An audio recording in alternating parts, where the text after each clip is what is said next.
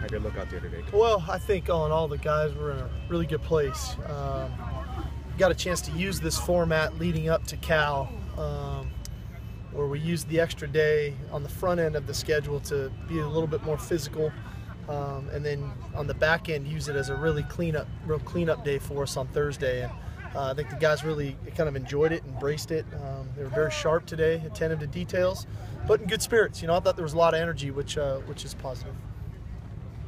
How did Josh look today, or on film from yesterday? I think he was good. Today? He was good. You know, the thing about Josh is he's an experienced guy. You know, he's played a lot of football. He's very bright, so he's able to grasp things quickly. His muscle memory of how to align or how to move out of a certain break isn't as difficult for somebody that would be new to doing it. You know, so he's played a lot of ball. Came back today. Was effective in contributing. So. Getting closer to kind of narrowing down his role, but a lot of his role is going to be dependent upon just how he looks on game day too. You know, I mean, it's his first game. As much as this is our 11th game, it's his first game, and so we'll just monitor him pregame, and then all the way through. You had said yesterday he would, potentially he would play. I think he'll play. He'll play. He'll have some role in the game, and that usually Thursdays as a staff, that's a really define, as best we can, everybody's role. Obviously on game day, things change, you know, for a variety of reasons, but feel good that he'll have some role to contribute in the ballgame. Could you see a scenario where he would have a large role, where he's playing a lot? Everything's a scenario. Right now, I really don't know. How much does it help you even just have another body in the defensive backfield? That's always helpful, especially against UCLA. They've got an explosive passing game. They've got a plethora of receivers that they roll through, and they use a lot of tempo. So anytime you have another able body, that's a positive for you. It's why it's great to have Plattenberg back too for us as well back there.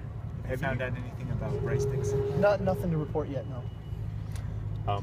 In your experience as a head coach, have you ever had games where you used someone to spy the quarterback, where you've designated a player that's his responsibility? Well, every call, essentially, we should have eyes on the quarterback, and then even times when somebody is technically assigned to him. A few years ago, we played Robert Griffin III, and that was about the ultimate challenge, trying to spy a guy. We've played Mariota, we've played Brett.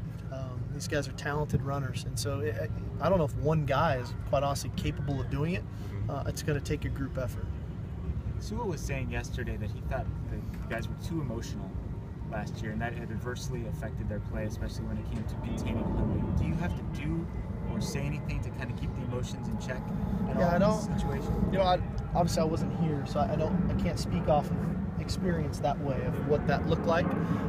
I just know how we're preparing now, and this has really been a great deal of focus on us and our preparation, and really focusing on what we can control. And emotions are tricky, especially in rivalry games, because sometimes you like it, you like that excitement in the air, but sometimes your emotions can get the better of you.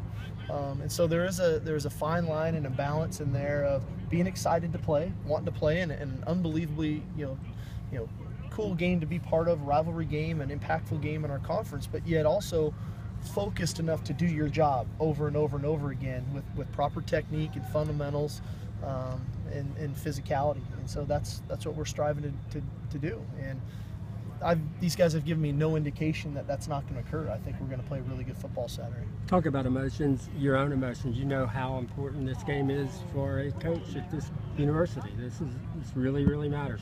How do you have to handle yourself any differently in approaching this game? No, I've been fine. It feels pretty normal to me. From the games that you coached in when you're an assistant here, is there any one particular game or moment that stands out to you? I remember a play by Antoine Simmons our first year. It was an unbelievable interception. I think he kind of catches it underneath his leg almost. And that play kind of was just one of those plays you just remember. There's special plays that have always been made in this game historically. I mean, Eric Affolter was in here yesterday walking around the facility. I remember his catch in the back of the end zone, you know. So a lot of guys have had kind of those moments, and that's what's great for rivalry stuff. But that one, to me, first time as an assistant, that interception by Antoine Simmons was pretty special. How about Leinart's situation, kind of going into his final game? Yeah, it was pretty emotional. You know, again, we talked about the emotions can get the better of you. And that happened to be our last game of the regular season. That was senior day. You know, obviously Matt deciding to come back for his senior season. And, you know, Matt loves this school and loved his time here. And I think you saw all of that come out of him. Luckily, we had some other pretty good players on that team that were able to kind of pick up for Matt early on in the first quarter there, and our guys played a heck of a football game that day. Paul, we've talked all week, you know, about Hundley. What about Paul Perkins, their running game? Is that a little bit of an overlooked part of their offense? I would totally say so. I think they've committed themselves much more to running the football with designed runs for the runner. And that's really gone on here probably about the last 5 or 6 weeks where they've really committed to it.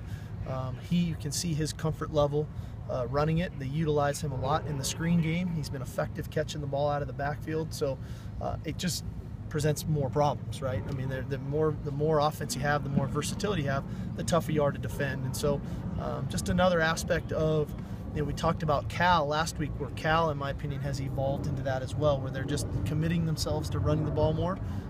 Makes us have to be more locked into all of our keys and doing a really good job on 1st and 10 of defending the run. And we've done that really, really well. You know, ever since that Boston College game, we've played really good run defense, and we're going to need to do that again Saturday to hopefully put them in some 3rd and longer situations where we can play better pass defense. So, some of Leonard Williams' stats this year are a little bit down from last year. Obviously, he's playing really well. What are some of the ways that he affects the game that don't show up in the box score? Well, I mean, just the run game in general. You know, a lot of what we do in the run game, we rely heavily on our front to 2-gap teams, and Leonard is about as good as I've ever seen of, you know, engaging in blocks and playing both gaps on either side of him, and depending where the ball goes, being able to shed that block and make the play, or at least force the runner laterally so the linebackers can make the play. So sometimes that goes unnoticed. You know, you talk about 3-4 defensive linemen sometimes, nose tackles. You know, I remember Ted Washington at New England Patriots. I mean, just how productive he was. His numbers weren't always the most spectacular, but every year he was getting elected into the Pro Bowl because his peers could respect what he was doing for that defense. And I think that Leonard garners that same respect.